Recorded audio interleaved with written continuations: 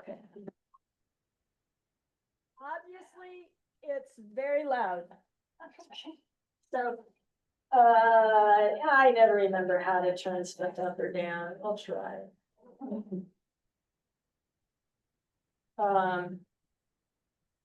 Sorry, just a minute. Yeah.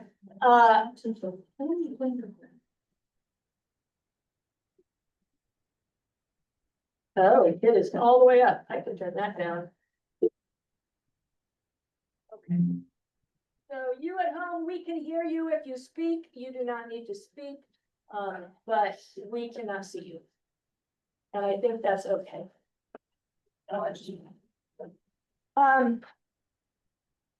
Thank you, everybody, for being at our meeting. It's recording and all that's good. Yeah, it should be. Thank you. Okay. Welcome back. It is the last meeting of our current Senate year, even though it feels like it's a new year. Thank you all for being here. Our first, before we approve our agenda, I need to introduce to you, this is not John Jara Morales. This is the new SGA president, Garrett. I can't remember.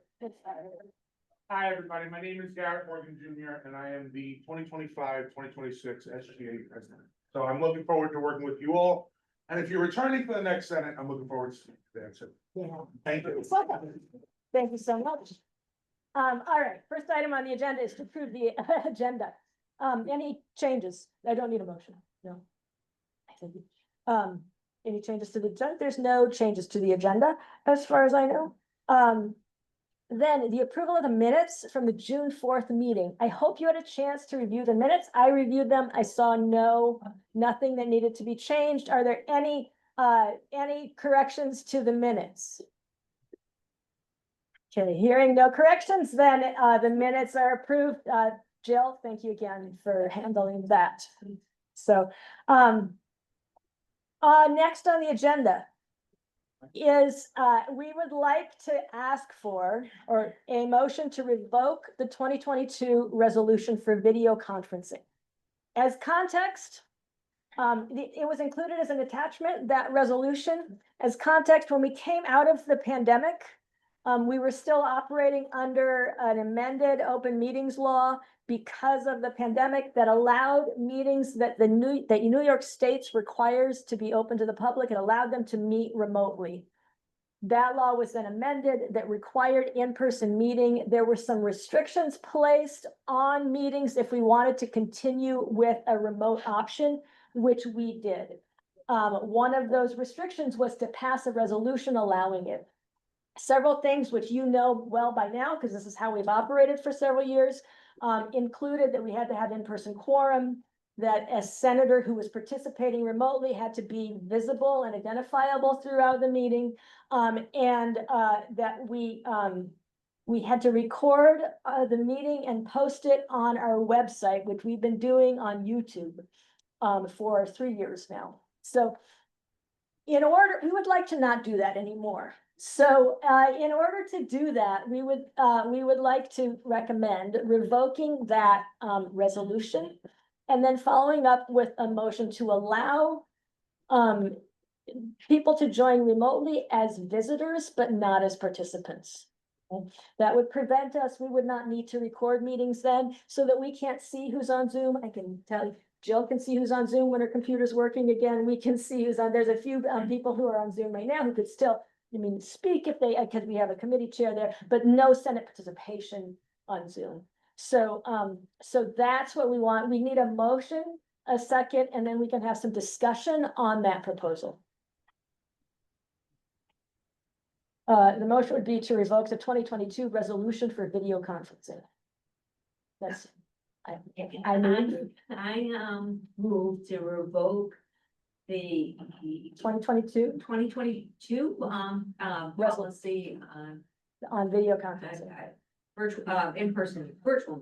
Video conferencing. Yeah, That. Is there a second? Oh, so that's a second on a motion to revoke the 2022 resolution for video conferencing. Discussion. Jeannie gets first. Hmm? Jeannie gets first right here, well. Jean, do you want to say anything about it? You get to speak first, since it was your motion. I like to speak in favor of it because I think in the current environment, recording meetings could be dangerous, you know what I mean? I want to be able to speak freely and not worry about repercussions. Anthony, I'm on the fence about this, because I mean, I've always been a proponent of being in person. You know, 90% of the time I'm here, but there's always situations where some of us need to be virtual. And I think. I know we haven't gone to the next step yet, but you said, you know, like having us still be able to participate virtually. If we're not gonna record it and be able to vote and all that, I don't really see the point of doing that, so I think. I'm still conflicted if we do, you know, if we do get rid of this, then maybe we should just go to regular meetings and not record and not have that, you know, so. I don't know, I'm really So not go sure back how to I the feel old- about this. which is, so this, the motion on the floor is just to revoke the resolution, which would end the opportunity for senators to participate by video conference and remove the requirement that we record and post meetings. Let's say I guess I that, have a question, because I'm Sure. sure you've thought about this already. How many meetings have we had that we were so close to quorum that we really needed the video? Like, you know, like. the you know, video never counted for quorum. Yeah, but then but we had people voting, we had people vote, you know. We had people voting, but How many people were could like, were participate. close to, you know, to not being able to pass stuff? That I can't tell you. So in order to hold the meeting, we had that in-person quorum. Right. So the video conferencing only allowed senators who couldn't be present or alternates who were sitting in for their senator to still participate and vote remotely. And I don't know, I can't even begin to estimate how that influenced votes, because we still had quorum and could vote without them. So the executive committee is confident that if we are in person, we'll still have quorum, still be able to move. Because we've had to do that anyway. Yeah, Garrett? I have a question for the chair. Now, while we won't be posting our recorded meetings on YouTube, will there be a form in which we post maybe the meeting agenda or maybe the minutes somewhere so that it is viewable to the public? Yes, so we have always, in the history of LaGuardia, always been required to post minutes, to record minutes, to take minutes and to approve them as a committee or as a body, and then to make them publicly available. So that will continue. So the only thing that we would necessarily be getting rid of is posting the video on YouTube. on YouTube, yeah, right, Now, I do have a concern. yeah, From the student perspective, sometimes it is always, you know, students have morning classes, students have night classes. I know sometimes students have classes during this time. I find it concerning for the student senators that will inevitably be here, that if they don't have a form to vote virtually, that there might be less student voices in this body. yeah. Patricia, who is responsible for Senate elections, go ahead. When we sent out the candidacy flyers, it is specifically said that students have to be available during the Senate meetings, between 2:15 and 4:30, and possibly before a meeting, a student can enroll. So I get that part, and I'm gonna say that, you know, students would never be able to be here, right? Because obviously that wouldn't be able to meet the requirement. But for somebody like me, who I have a meeting at 3:30 every time we meet, I have to run. I'd like to still be in, you know, still have that, So you can availability. still listen in, yeah, you wouldn't be able to vote. Okay. Okay, you could still follow the minutes okay. that come out, but you'd lose the ability to vote well, not in person. So that's the change that we're making. Jill? In the past, when we discussed changing the resolution, I was one of the voices who did not want to change it. I liked the flexibility, especially as somebody who has a lot of things going on. commute is considerable for that flexibility. Plus, I was also reluctant to have all alternates who were in person vote when the full senator was online, because not to say that alternates don't always come, but some alternates never come, and I didn't want their voice to take over for a senator who had been here all the time. However, as somebody who has multiple Google alerts set to academic freedom issues, as chair of the Academic Freedom Committee, I'm scared shitless. And so I am tracking all of the people that have been fired for saying things, whether they knew or they didn't know they were being recorded. And I have since changed my perspective. Because I really think that if we want senators to be able to speak their minds through this forum, we have to be careful of how we record information. With that said, I do appreciate that we keep the meetings open to the public. I'm just really reluctant to post recordings of anything these days. So you, I assume are speaking in favor of the motion. Is there any other discussion? Yes, Anthony? The more I'm thinking about it, I mean, our SGA president's point, actually affects the alumni association too. In the sense that, yeah, we had a seat for many years before we had virtual, but certainly now that we have virtual, I'm not always gonna be the rep, and if there is a rep, that's not on campus, it certainly is easier to have that online, presence, so for the alumni association, I would have to say I'm against the motion. Okay. All right, any other discussion? Any clarification needed?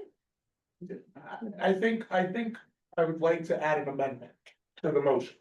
Is that's something that we could, Well, you started it, so go Yeah. for it. I'd like to add an amendment to the motion So you move. yes, I move an Make amendment to sure the that- motion. Leslie Move to is the amend. Senate, To amend, is the Senate Vice Chair and also a parliamentarian extraordinaire, so she. No, something, So she's I one need who to can help correct. us with this, yeah. I move to amend the emotion. I would like to pose the amendment to allow voting online. Not to keep the recordings and not, I think that's fine, but to, Let me clarify. We cannot.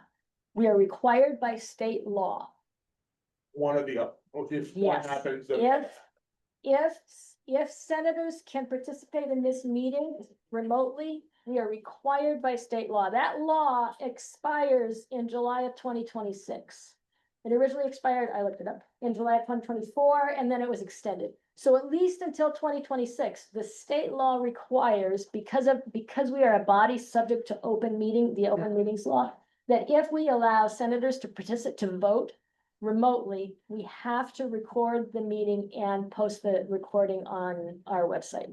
okay, then So- I'll revoke my amendment. Yeah. Thank you. But that's a really good clarification. Any other discussion? Then let's vote. All in favor of the motion that revokes the 2022 resolution on video conferencing, say aye. Aye. All opposed? Yay. Okay. Okay, so 2 no votes and the rest was yes, so the motion carries. As a follow. I would like someone to make a motion or to move that we still allow visitors or guests to observe the meeting remotely. So moved. So you go ahead and say the motion, I move the motion to allow visitors or guests to still watch. the meeting virtually. Second. Second, John, thank you, Garrett, thank you, John. Any discussion? Here gets first. No, I'm good. I You yield. good? Okay. Richard, What's the difference then? Like if people watch, what's the difference before you said if people watch raw, then we need to record, if they only, they're visitors, they're not participants. like the UFN, with the UFN. That's like the UFS. Okay. Right, so if a senator can't be here, they can still watch the meeting. They just can't participate, they can't take a vote, so they can't be a senator remotely. Lou? They can still ask questions, they can still participate in discussion Yeah, as visitors. I think, I mean, visitors to most meetings can ask questions, right? So, Well, these visitors could, right? yeah, Yeah, if they're recognized by the chair. if they're recognized by the chair. I will. No. Yeah. So, yes, we can't, and so visitors would be able, by the way, we passed that resolution, but I'm still, because it happened in this meeting, I'm still intending to post the recording of this meeting, right? So that this is also in our, so the meeting began still under the resolution. Now it's no longer, but we're still gonna post this meeting. Yeah, Anthony. I mean, I'm also kind of confused about what the difference is, because somebody could still record it, so, you know, like the concerns that Joe and other people have brought out could still happen, we could still be held to, you know, oh, you said Right. this in this meeting. It's still possible. You know, I mean, so I think, I honestly feel like we should go one way or the other, so my opinion is, if we're gonna be, you know, not, which we already did, you know, to not allow virtual participation in terms of votes, I think we should just go back to our original in-person, and then if you come here and you're a guest, and So you're That's being it. against the motion to Yeah, allow because visitors to watch. I feel like we can't have our cake and eat it too. Anyone else want to speak for or against the motion? So the motion on the floor would allow us to still have Zoom in the meeting, but only visitors or whoever's on there would be a visitor or guest, not a senator, would not be treated I as. have a request for information. Yeah. Along those lines, do we know if it's easy for a member of the public to now come in to be a person participant? To be an in-person guest in the. meeting. Yes. Yeah, So would with the have to- visitors policy, and so. Yeah, it's the same. It's the same as it always was, and visitors to campus, when I believe, who's here, no one's here that knows I was that. hoping Loretta was. Yeah, visitors to the campus can still sign in at the front desk and come to the That's great. meeting.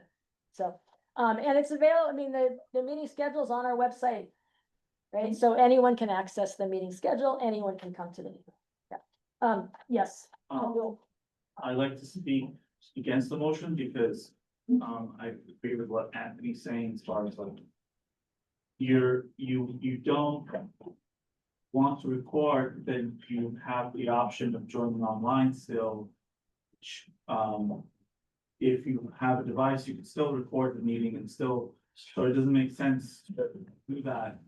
If we're going back to in-person voting, and if the visitor policy is still the same, like you mentioned, then anyone can still visit and be here in person if they would like to be. So as long as there's no restriction for people to join the meetings in person, it will only make sense to do everything in person. Okay, What it just recorded. you just record, so you can record it in person as well as on Zoom. That's your Doesn't plan. matter, Yeah. that's so I'm again.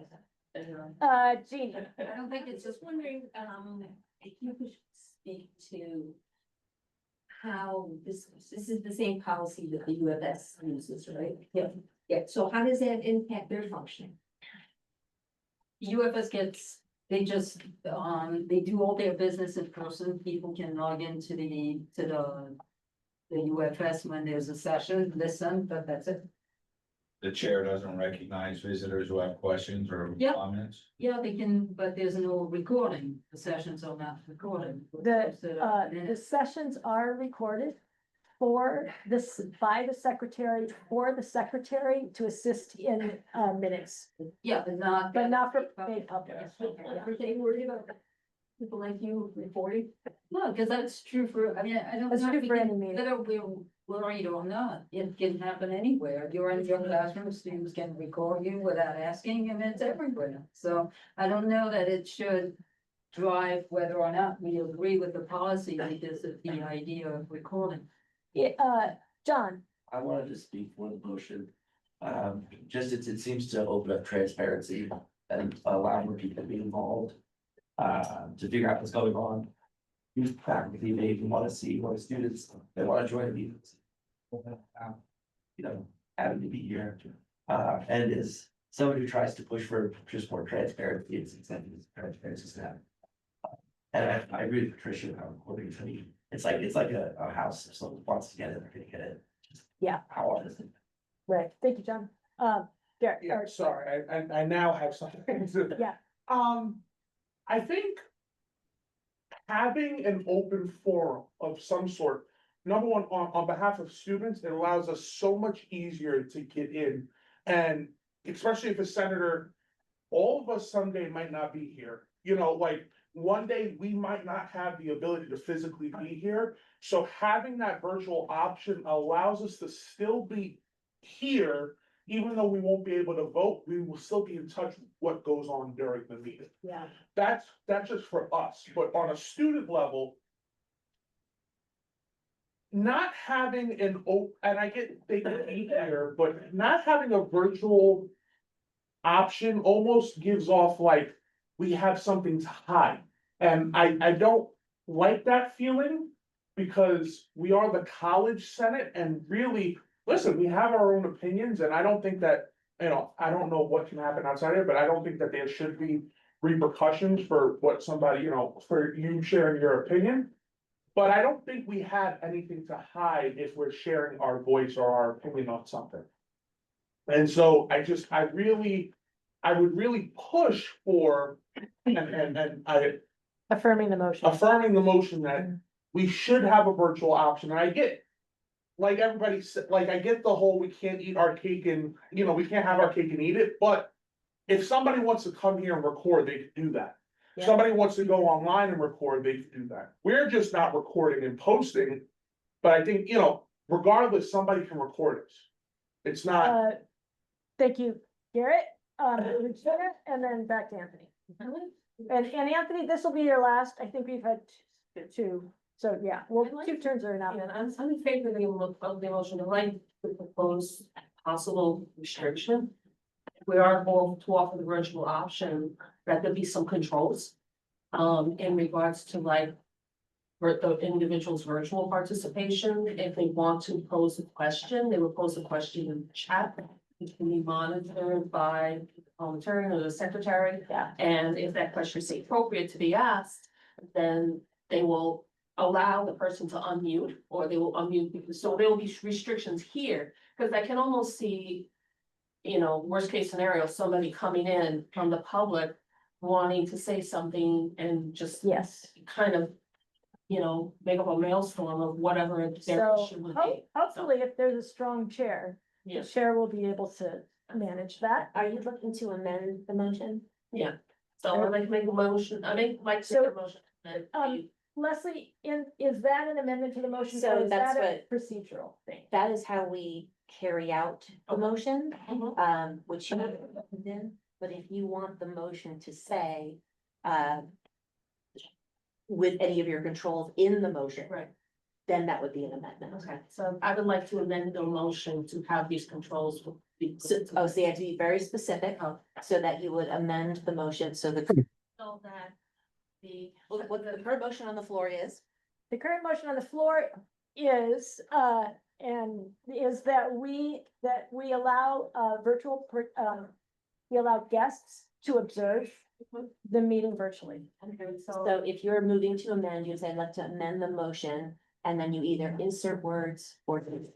I would like to amend the motion to allow guests to participate virtually with certain restrictions on participation. Which are Which are, that, monitoring questions and allowing individuals to speak.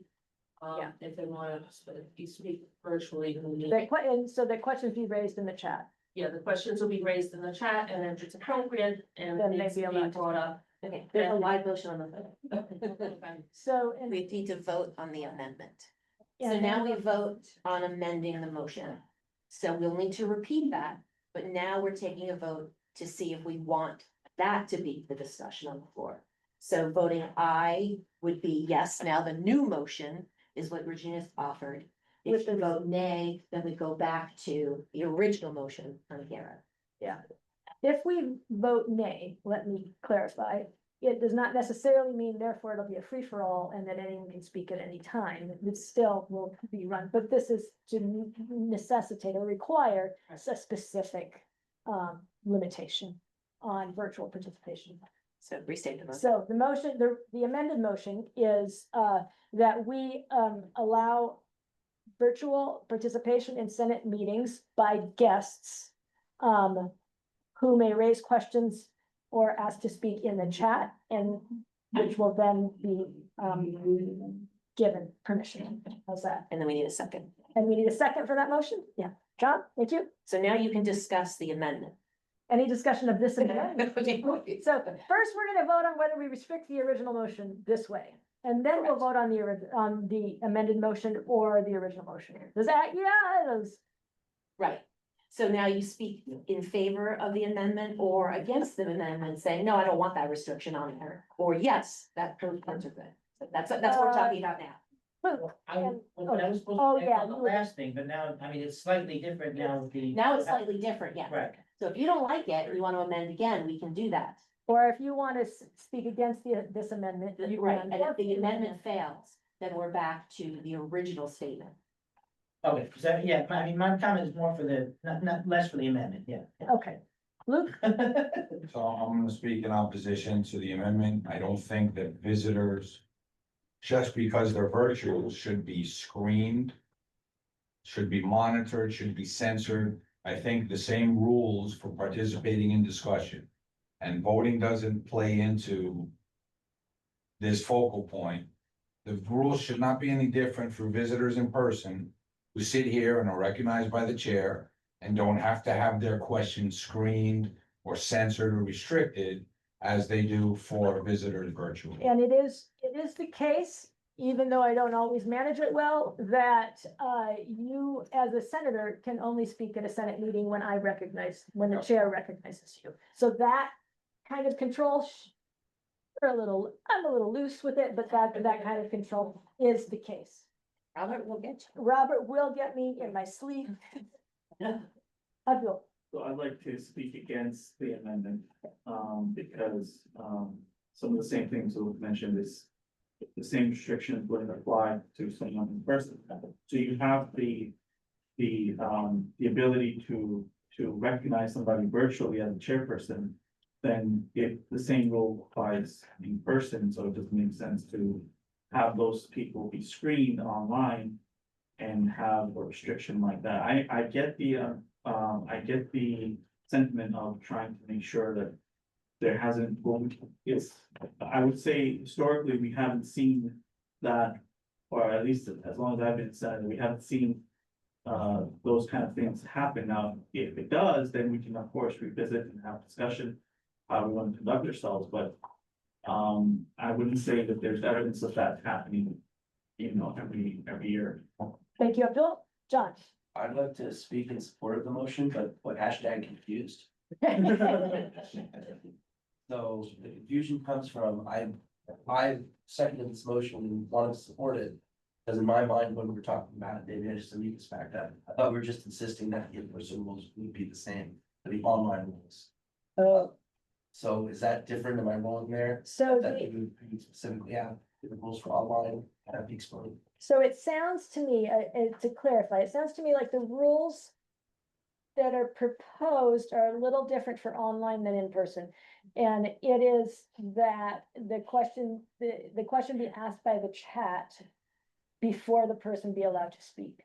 Rather than a request, the person could request to speak in the chat and then be allowed to speak and then say, we wouldn't know what they were gonna say. I'm really happy to say, I'll have to admit, early in the pandemic, when I was new Senate chair and we were all online, I was very nervous of Zoom bombing, because I heard horrible things that happened, horrible things. Nothing happened. And I think everybody's gotten tired of that threat mostly, but we don't know. I mean, things are kind of contentious, so you don't know, but there are restrictions, but this would add a little bit of layer of this restriction for someone who is has joined the meeting remotely. Patricia. Vote against the motion for reason. Amendment. Make Amendment motion. amendment for brought up by Luke and I think it's easier to control online, give new people. And whereas if they're in person and you start talking, and it's kind of hard, say, could you please stop, and then they go on. So I think online, you just mute them, So I don't know why, I understand Virginia's point, I don't know that we need to specify. I think the rules that we have in place of the chair recognizing speakers are enough, and we don't need to put in rule. Okay. Great, and Garrett wants to speak, and this is your second time speaking on the amendment, right? Oh, first, Amendment is. on the amendment first, okay, go ahead. So, while I do believe that there should be some restrictions, Zoom wise, like, I think, but that's something that we could do. When we're setting up the Zoom, like, you can automatically have them, have everybody muted besides the host. And then the host can allow people to unmute and stuff like that. Well, I think that should be some form of how we do it. I think posing the question, like I said, it just doesn't align with how we operate in person. You know, we don't have to filter our questions in person, so why should somebody have to filter their questions out you know, while they're virtual? But also, you know, I just think that Zoom bombing has become very not popular anymore. And I just, while it may happen, you know, I'm not saying it can't, but I'm just saying yeah, I think it's very unlikely at this. Okay, John, So I think a point of clarification, still on the fence about the motion. But I'll continue saying four, just so that there's someone saying four. No, I guess it's not. You don't have to. Just seconded, you don't have to support it. Is, so. If you could just walk me through a scenario, if someone were to Zoom bomb, could you like here, if I were to speak out of order, you can tell me I'm out of order and I have to be quiet then. and you'd be muted or ejected from the meeting. But you kept the same chair, Yeah. Senate chair, is the same power, they say, I'm sorry, but that's out of order, not germane to the point under Yeah. discussion.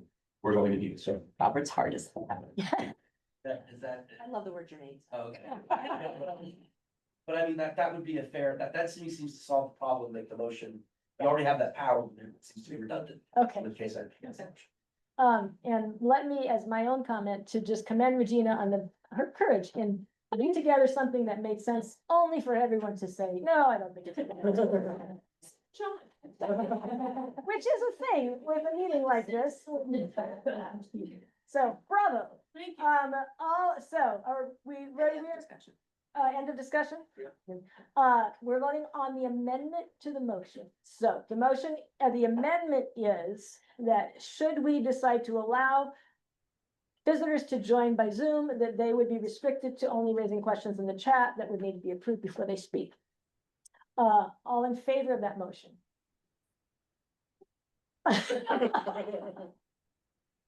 Maybe kind of.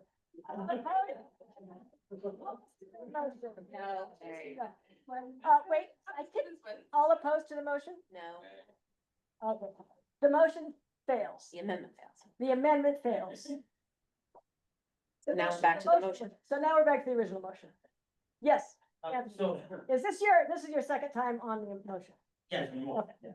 So, And let me remind you, Again, the I mean- motion is to allow visitors to join Senate meetings virtually. again, I mean, I think having the virtual option is a good thing, but. I just feel like we should be one way or the other when it comes to something like this.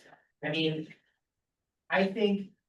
We've had instances in the past with the attendance where it's been abused to some degree, where it's like, you know, certain people are always online, never come in, never, you know.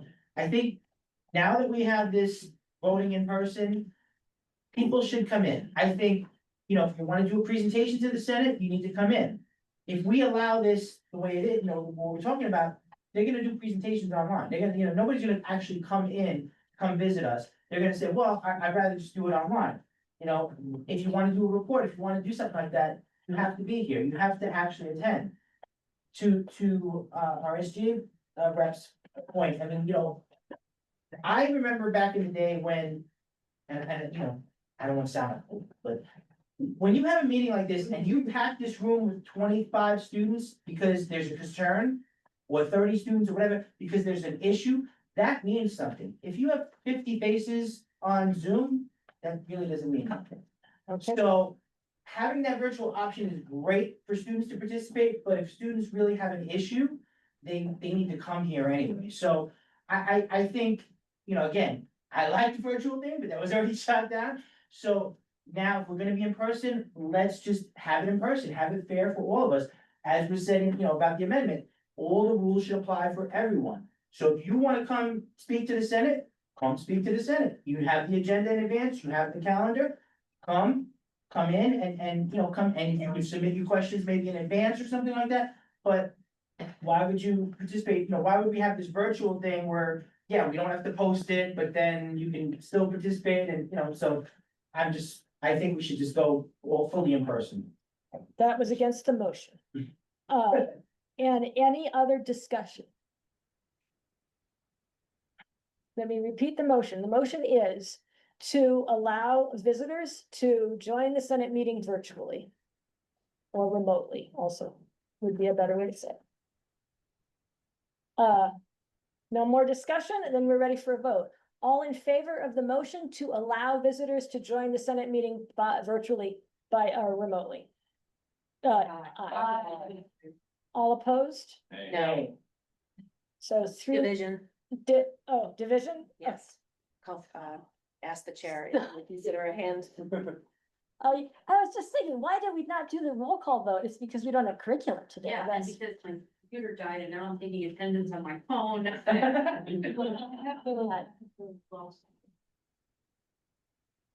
Do you have a roster? All right. So this is going to be a, You can put me down. I know. A roll call vote. We could also do the division by just counting. Yes. Oh, Hands. we'll do it by just yeah. counting. You can just- yeah, by a show of hands. By a show of hands. All right. All in favor of the motion to allow visitors to join the Senate meeting virtual and remotely, raise your hands. I'll count 1, 2, 3, 5, 6, 7, 8, 9, 10, 11, 12, 13, 14. All opposed. 1, 2, 3, 4, 5. And I'm voting for. So it's 5 against and 15 for. You don't have enough. It's still not enough. You need It's gotta be 19 to like carry it. 19. Dang it. Motion fails. The motion fails. Okay, so that means at our next meeting, we, if you choose, we could revisit this, but it means that our next meeting, we will, not have a Zoom option. But why, so by default, if the motion doesn't, I mean, it's kind of interesting, the motion failed, Yes. right? So then it means that it's no by default. Just we vote. Yeah, we got- Because we just Video revoked the motion. conference, the way we've been conducting the meetings since the pandemic, we just revoked that, so now that's. So we vote that off the table. resolution, we were gonna So now add, we're back to the way things were before So the now, pandemic. so no online at all. What just happened, yes. that's what just happened. If Okay. you would like to bring it back up in a future meeting, that would be fine. You can, except you have to be on the quote prevailing side to bring it up. So the 5 people that voted No. no would have Would to be the convince ones one who of would them bring it up. to revisit that discussion. Yes, Annette, So I voted. I mean, I voted for it, right? right. But what if now you have this room and the entire college community who were remote decide to join the meeting in terms of space? We're What's the gonna maximum squeeze capacity? in. No, I know, whatever is it posted somewhere? I don't know. It would be a limitation. That's not happened, And, but and just to piggyback on, again, not to date myself, but that's the whole point. When you have an issue like this and you have 100 students packed, I'm saying issue, a hot button topic, and you have 100 students packed and they have to call the fire warden or something, that's how change is made. That's how things have happened over here. So that's the whole point of having a packed room. okay, Can I just ask Yeah. a hypothetical question because of what we just did and if we were to have to go back online. If there's oh, an yeah, emergency then, and then we need to go back online, what do we do? that, So if there's emergency, we would have to create a policy to allow for emergencies, because right now we just said no. Yeah, right now we have nothing. So if we were, let's say, next week to say, we're sorry, the school is closed, we all have to be online, so no Senate meeting because we're not allowed to do it online. We have no Although provision. what you're speaking about is coming from the college, so I think we would have to abide by college rules. If we decide that there's some kind of internal emergency, we would need to have a process in place for it. But if the I college think, is I closed, think if the college is closed, we would fall under that emergency declaration. Okay, but I give. That's my, yeah, and I You- think that's where, so we have just approved in June, if you saw the Senate minutes, an emergency distance learning policy that calls, which, I mean, if there was emergency distance learning, we had a couple of days or a day notice, I think perhaps Senate could fall under that and it would transition to a virtual meeting. But the whole reason that there are restrictions is because we are subject to the New York State open meetings law. And the reason we got to meet virtually was because that law was amended because of the pandemic emergency. So, and that's what we've been trying to adapt to since then. It did show us that people will just sit in on Senate meetings when we have the virtual option, as well as those who want to participate who can't get here otherwise. But so for now, that motion failed. If you are on the failing side, you change your mind and you think we should consider it, bring it back at a future Senate meeting. Yeah, Marty? I have a question. So let's just say, maybe backing off of, Tricia. There's an emergency. Senate has an emergency meeting, which we've had last year where we've Oh, had to have an emergency meeting. And some of us are off campus or are on vacation, but do want to be part of what And we if do there's an then. emergency meeting? I'm just asking, just as, I think I trust you would have to trust your executive committee to figure that out, okay. if that came up, and, because, yeah, I'm not sure. There's a lot of hypothetical. Madam, Garrett and then Andy. Madam Chair, parliamentary inquiry, how many voting members are there in this room right now? There are, I don't know. I counted and we were at like about 30 total. Cause if we had 15 and our 19. quorum is 19. Quorum is 19. Oh, we were at 19, I think, because it was 15 to 4. So yeah, quorum is 19. Just because I'm new to this, so the people sitting in the chairs over there are also voting members? No. Committee chair, yes. Douglas is a voting member and Lloyd is a diligent follower. And we're really glad. And you're a here. committee chair now, yeah, so Yeah, right, and committee chair. Thank you. All right. Okay, Just on the last point, I think, I mean, we've always used past precedent as a guide, so, yeah, I mean, in an emergency situation, I would think the executive committee could say, yeah, we're gonna have an in the executive, governance an emergency meeting. Using the same, rules that we did last time of recording, posting it online, like, I'm sure that would, we could it's a qualify. governance it. plan and allowing the executive committee to call an emergency Yeah. especially. Yeah. That's good. okay. Good, thank you all, and thank you for your thinking with us together about this whole issue. Oh, my chair's report. Let me see, that's next on the agenda. Are you ready? One item that was recently decided was the date of commencement. So we approved the academic calendar for 2025-2026 with a commencement date TBD. It's been now determined. So, and that is Thursday, June 18th. It is the day before Juneteenth, which is a holiday. And it happens once again to fall on the deadline for submitting grades, which is less ideal. But I was assured, and I believe it to be the case, that there was a lot of effort that went into determining the date, and that was the only thing that they could work out as possible. Yes, John? Question, is there a reason why, I know the answer is probably because Kenny said so, but they can't just push our grade submission deadline for 20? Like, we have that, that's that day, why there's no flexibility I on. think it's the beginning of summer session. Yeah, I think grades have to be in before summer session starts, but yeah, it's something we could look into. Yeah, I assumed it was, It has to do with We summer. need to register. Yeah. That's very much, yes, that the registrars here. there never seems to be flexibility. Yeah, that's why there's not much flexibility there, right, Abdul? Yeah, it's because of the sessions and the 12-6 colleges, Kingsborough is facing the same issues we are. Is because the addition of the new holidays to the calendar really reduced the number of days we have, because the weeks of instruction can't change. So the weeks of instruction need to be 12 and 6, and then everything else needs to fit within that. Could we make the deadline at midnight instead of 4 p.m.? So my staff needs some time to review. Well, that's kind of my point, is we need some time to. So the grade submission deadline is because we have limited resources here to review all the grade changes. So we have one person reviewing all the grade change submissions. And so you're talking about close to 3,000 sections.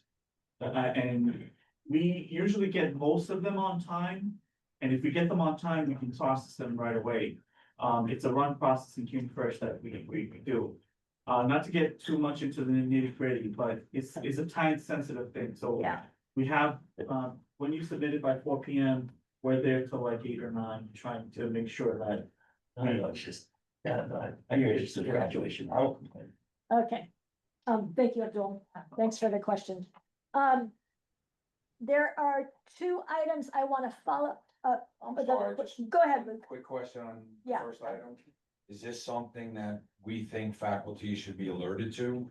So that the choice becomes either submit your grades before commencement if you're Yeah, the that's type of Abdul. person that waits till the deadline day, or just don't go to commencement? Yeah, and you can say waits to the deadline date, but for some faculty, they're giving a final 2 days before. Right, Yeah, for whatever so- reason. Yeah, for whatever Faculty reason. have to wait.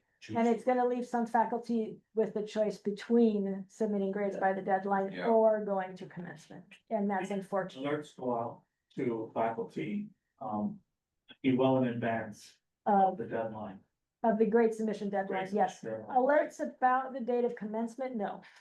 Right, But I just that wanted to Connect between those two dates, right? The fact that the deadline, which could get drowned out in a sea of emails, and the commencement date I itself. think faculty know the deadline I mean, it comes out of their departments a lot. Right.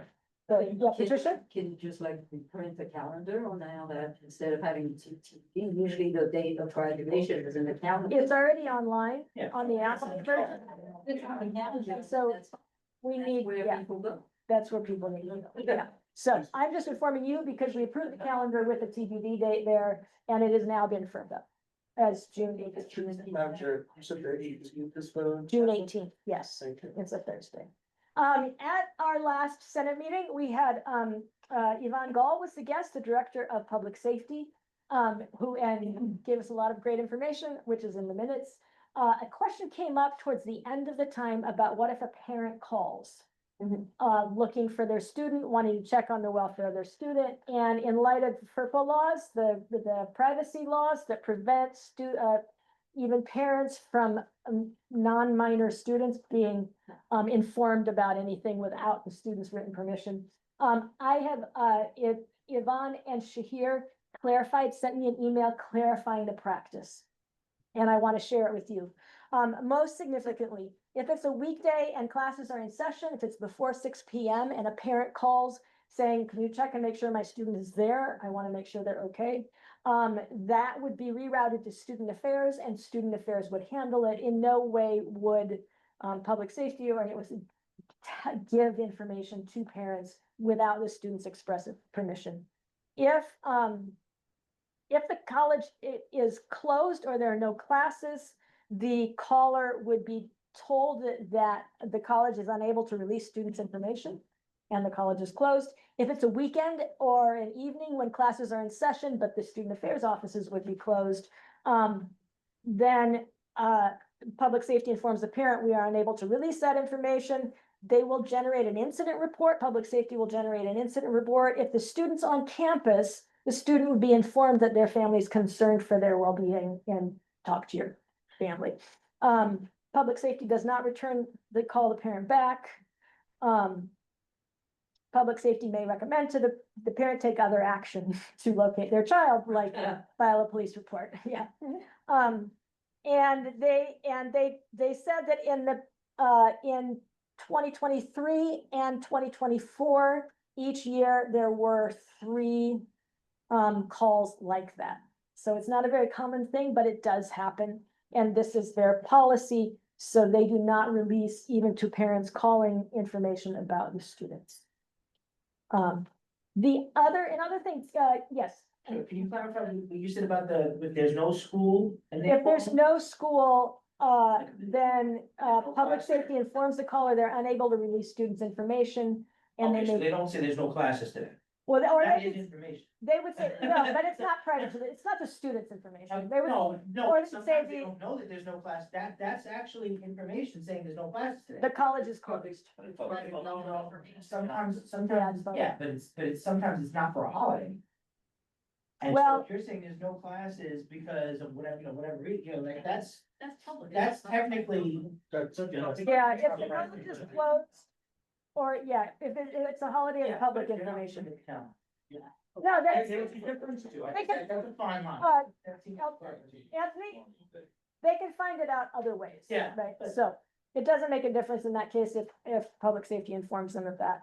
The last thing that had come up is what, students but especially students should do if they experience what they feel is harassment from a public safety officer, because normally you report things to public safety, but if that's and there are two recommendations.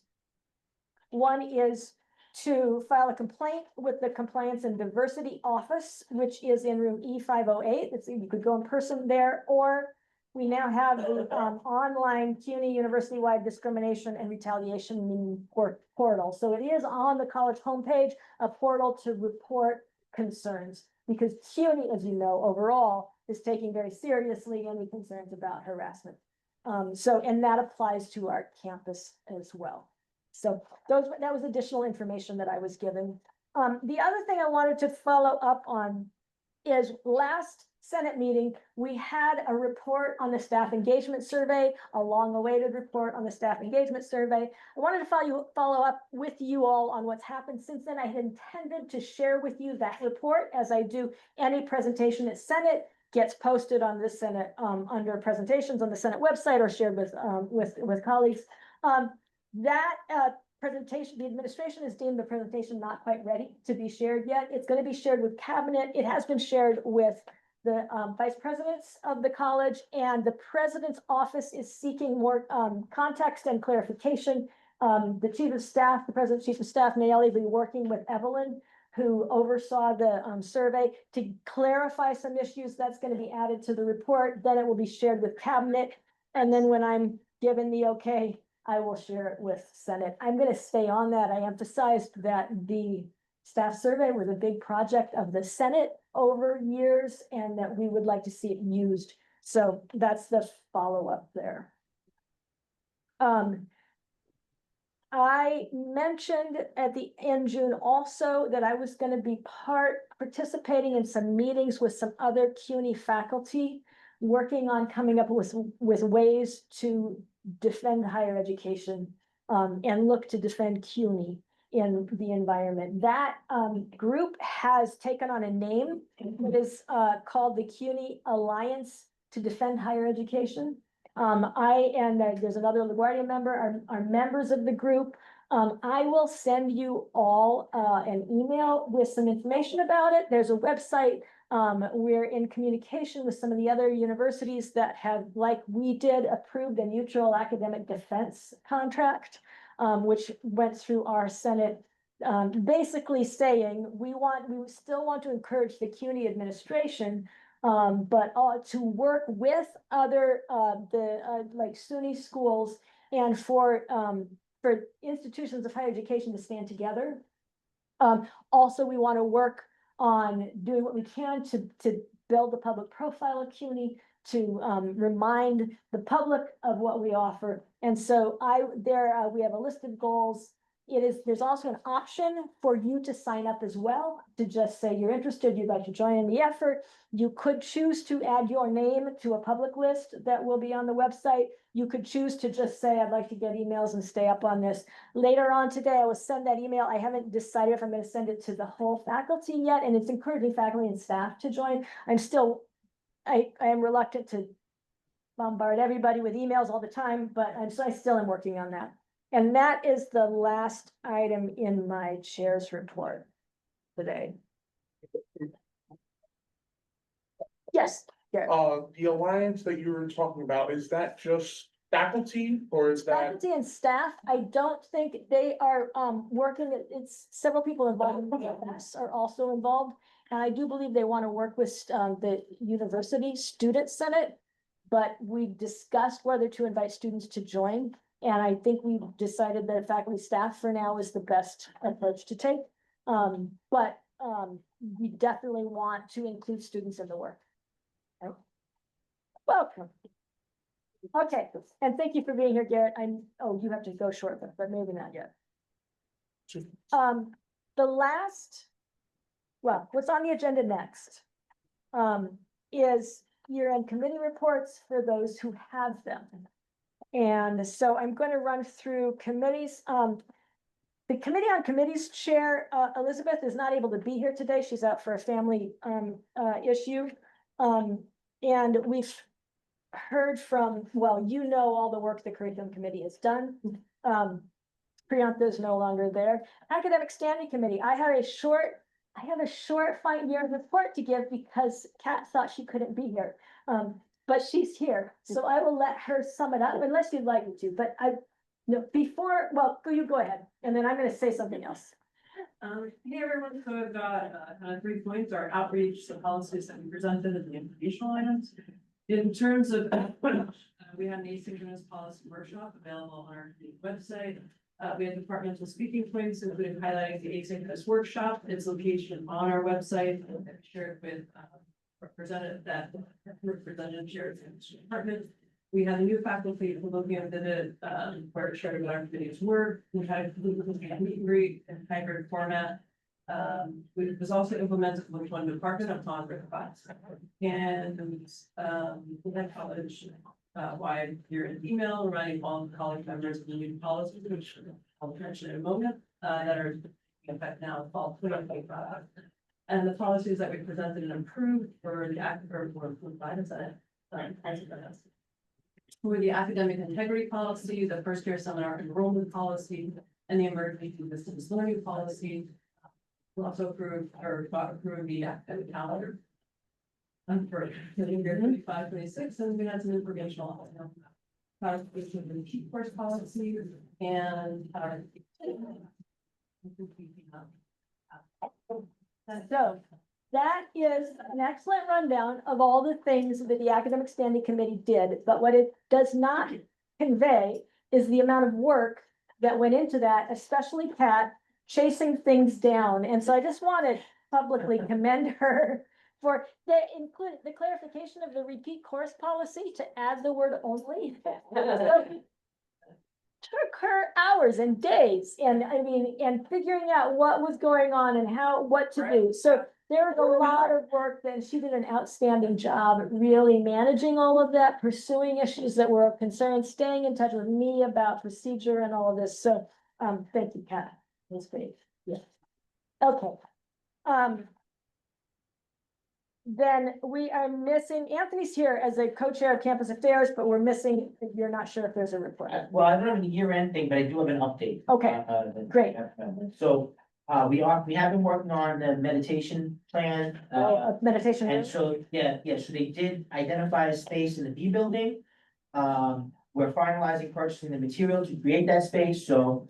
I know we're talking about doing one in each building, but at least, we did identify a space in the building, so that's Great. an update, unless it's a year-end report or not. Thank you very much, Anthony.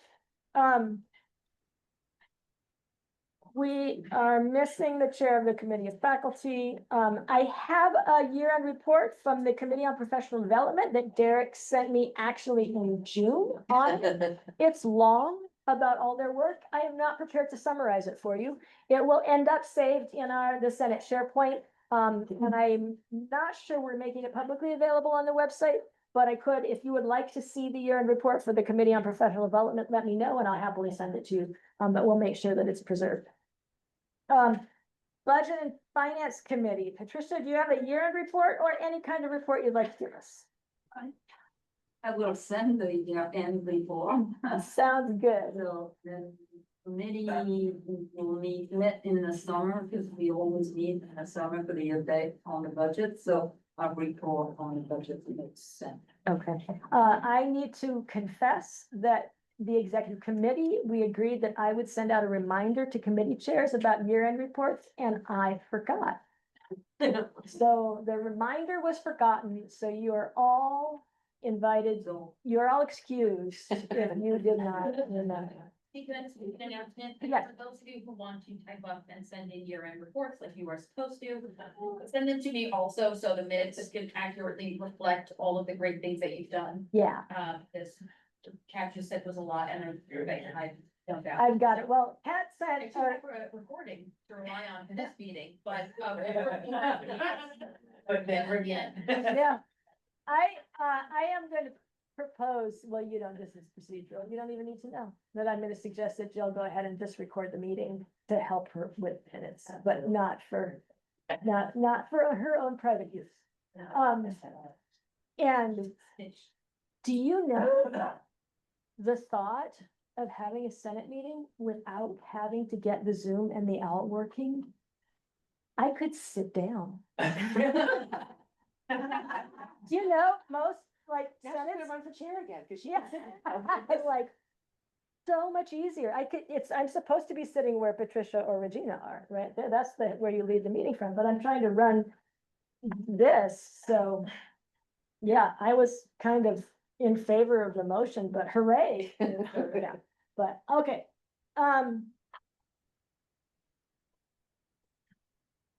the chair of the Committee on Staff and Alumni is also not here. We're gonna be talking more. We heard some of a report from the Committee of Students at the last meeting, maybe not a final report, but there was definitely, if you remember, Giali gave us, and if you're a new senator or newish, we don't expect students, Sophia, thank you for being here. We don't expect students to show up at this meeting. Some have graduated and moved on, even though it's the last meeting, but it's really great to have you. So, but Giali gave a report on their work at the last meeting in June.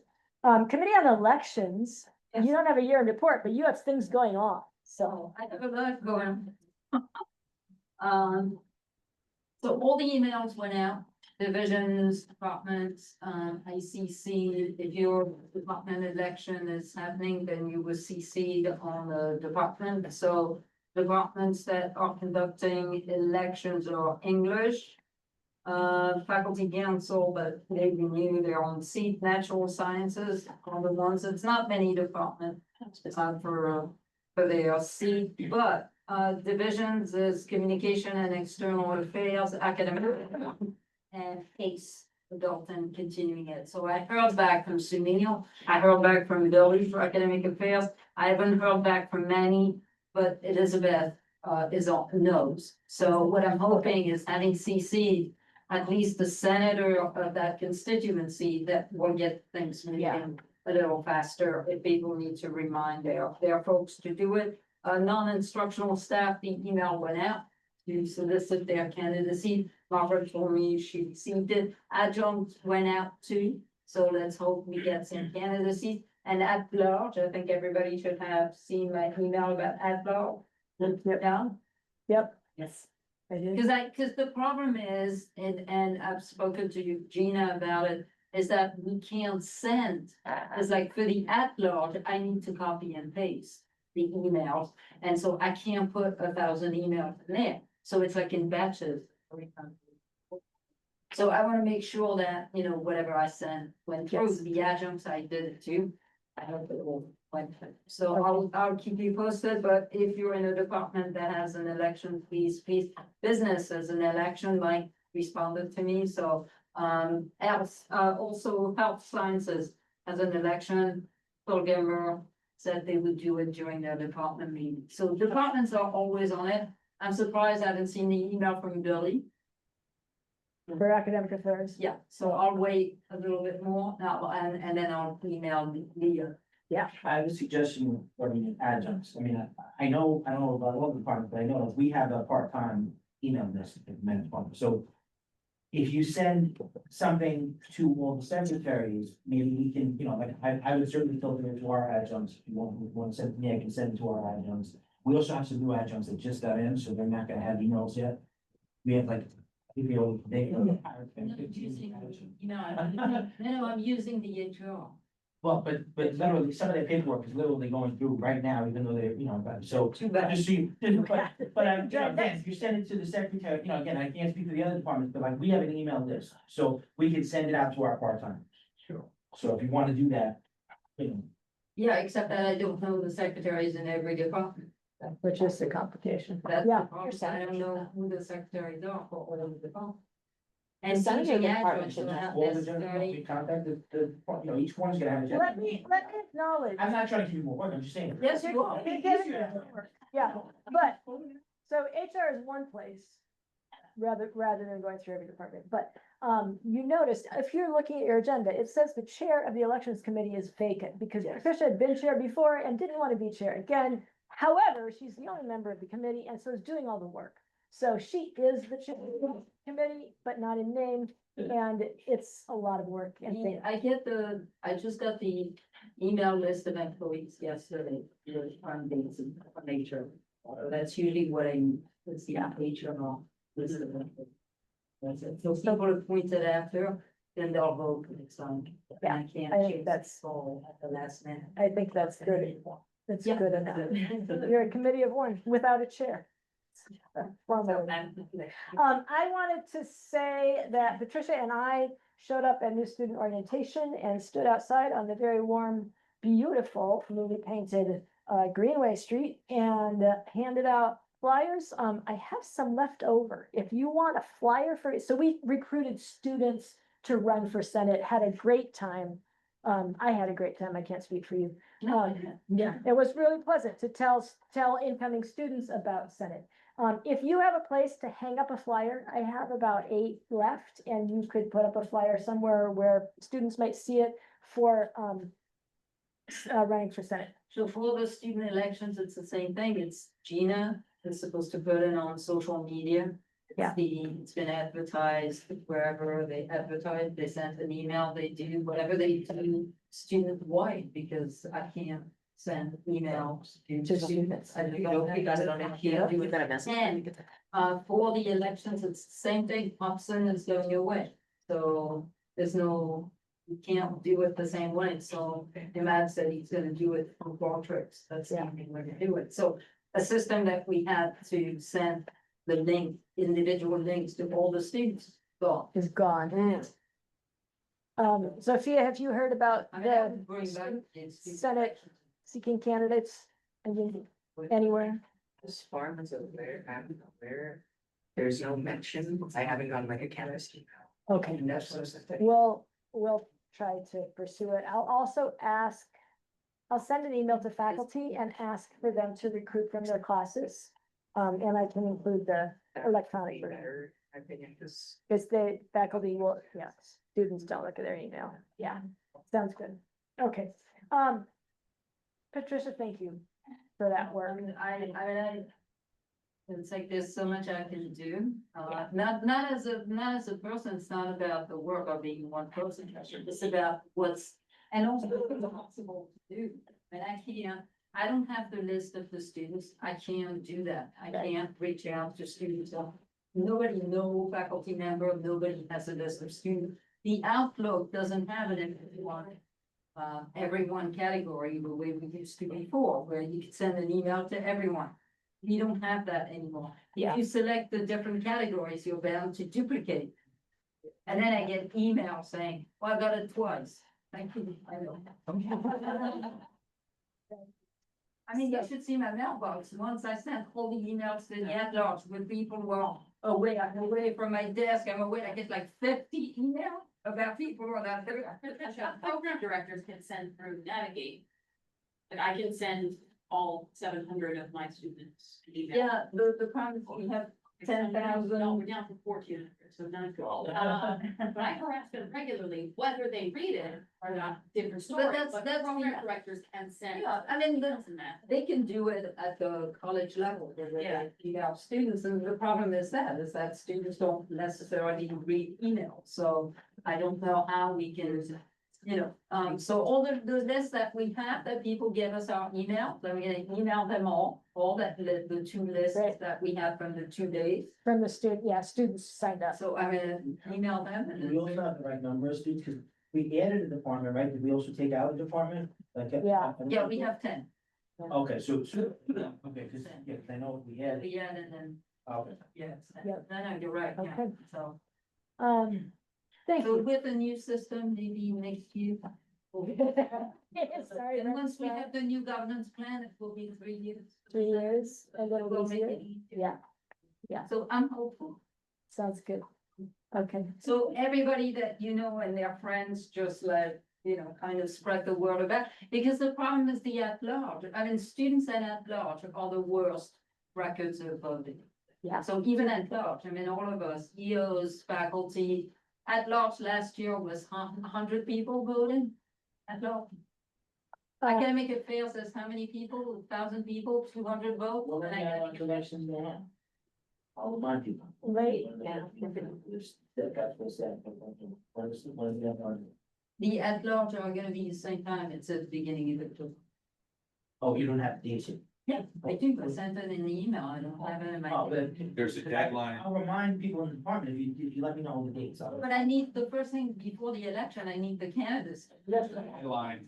Candidates need the deadline or September 19th. That I know. Yeah, I read that. Sorry to take up that much time, but. It's important. I mean, the Senate doesn't, I can get the email about Mark, it's just the same date. Yeah, Friday. All right, fine. the Senate doesn't function if, But I almost never get a vote because you're on candidate. so- how many people is back to order? Thank you though.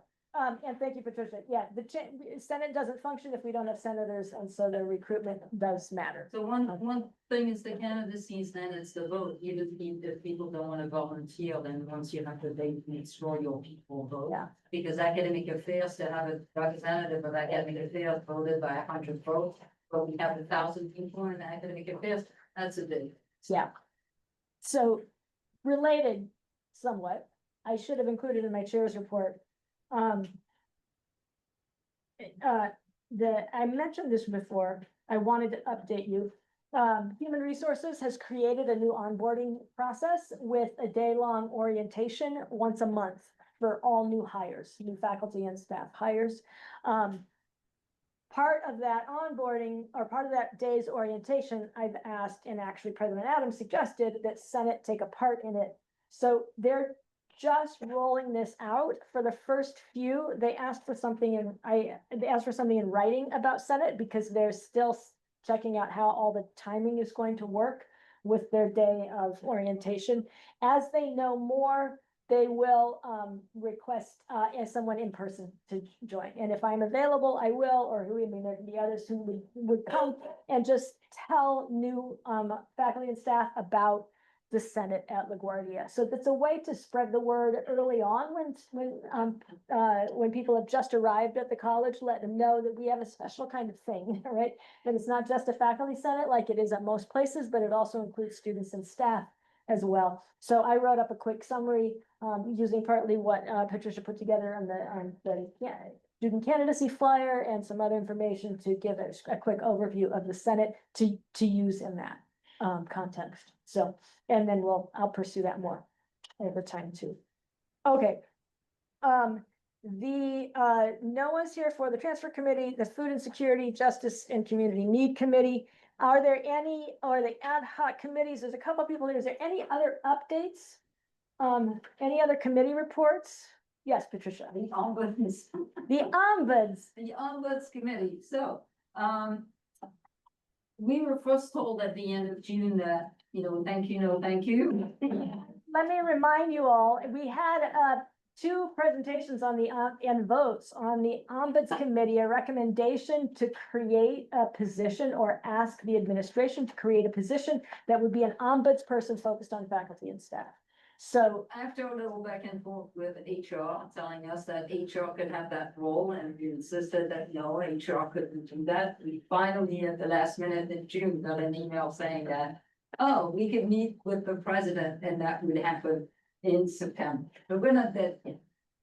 We were down to the floor, but we were like resurrected. And so we're supposed to, I ran into Mary, the other day in The HR, and I said, oh, so when is our meeting? Yeah. The president. So, and I said, I understand you have a lot of work to do now with new people.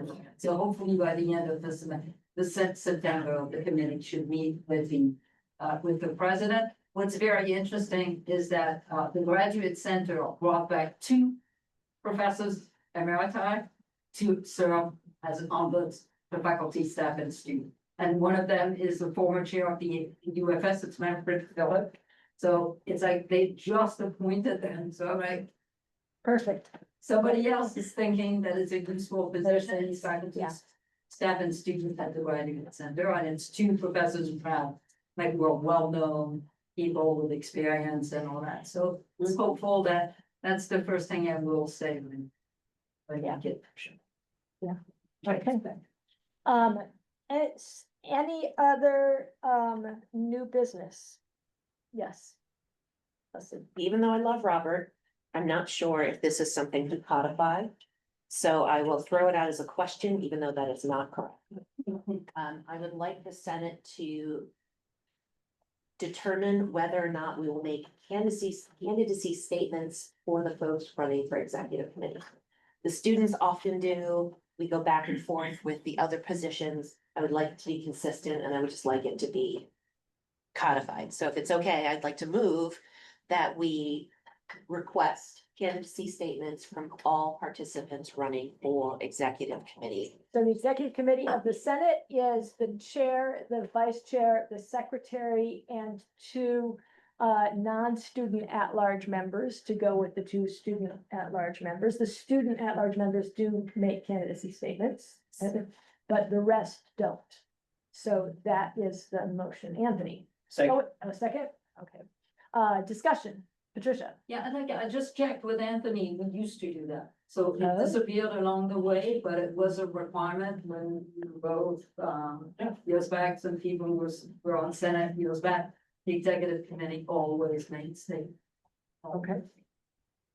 So we would actually then the motion would resurrect a practice that got lost. Except that the practice would probably never codify anything, like there's nothing Well, that there's says. nothing that says the students have to do it either. It's a practice, and one candidate should not be any different than the other. I've been saying for the past couple of years that why aren't we all getting a chance to speak? Nothing against students, but why would they get to speak and not us? Like, we've been doing it for many years, and all of a sudden, somehow, we just lost it. So I 100%, agree with that. You should all, Might have been during if the. you're running for something, you should I suspect it was. say what you want to do and answer questions.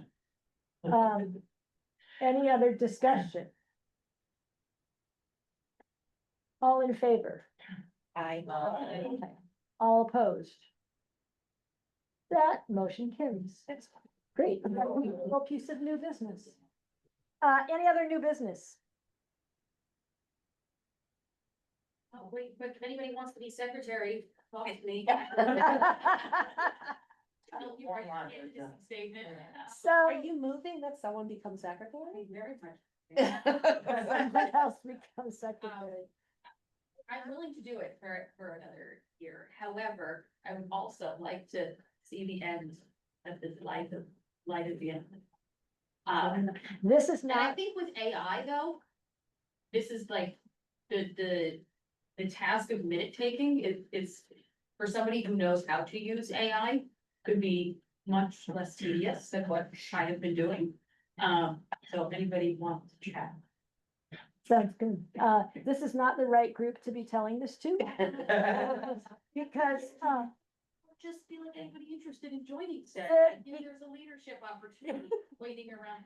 because as you know, so our next meeting on October 8th is our transition meeting. If you are, I have not yet determined, it's not yet known if there might be curriculum that is urgent that we approve that day, which would make it a regular meeting of the Senate while it's also transitioning. If there's no curriculum or nothing else that has to be addressed that day, then we will not have a formal meeting, but it will be a transition meeting. It is the orientation or the welcome to new senators, and we encourage outgoing senators to also attend to help orient and welcome new senators. So today is our last official meeting of this Senate year, but we urge you, if you are an outgoing senator, first, thank you for serving on the Senate. And we urge you to come back for the October 8th meeting, welcome new senators and help to orient them to the Senate. and I won't be here, so if anyone wants to try on the secretary. Oh, yeah. Need somebody, especially if there is curriculum, I'm sorry, I can't be here. So I'll be back at the end of October. If it is not an official meeting, we don't have No. to keep minutes. No, but if there's But if it curriculum, is then curriculum, somebody it'll be an will take it. official. Yes, Patricia. Yeah, just one thing is that the outgoing senators may be ingoing senators Yes, if they run both, again. which is grand and hopeful, because you know a little more about what you're doing. They are, Yeah. Yeah. Yeah. I think there's some, she's raising her hand to gently encourage Elsewhere. you to return as a senator. Are any So announcements? that is ignoring me. Yes, Douglas. Yeah, what can I ask? First, is any rid of the party right now? Yeah. Yes. Yes. Yes, yes. LaGuardia Wagner Archives. So we relocated. C-760. And this new director, Jensen, Jennifer Jensen. And the education program director, Holly Rosman. And she asked me to ask you, faculty. Welcoming tours, classes. It's like on her document. Great. I have it for us. Oh, good. Thank you very much. Sounds good. I will take a card. All right. Any other announcements? That's video, yeah.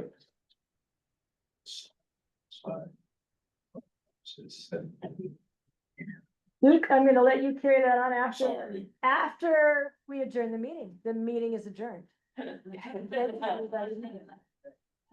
Thank you, those online. Yeah, thank you for being here.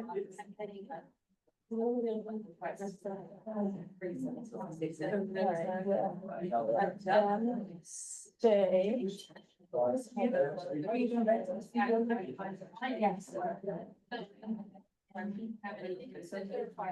Yes, they were still the effect. My next.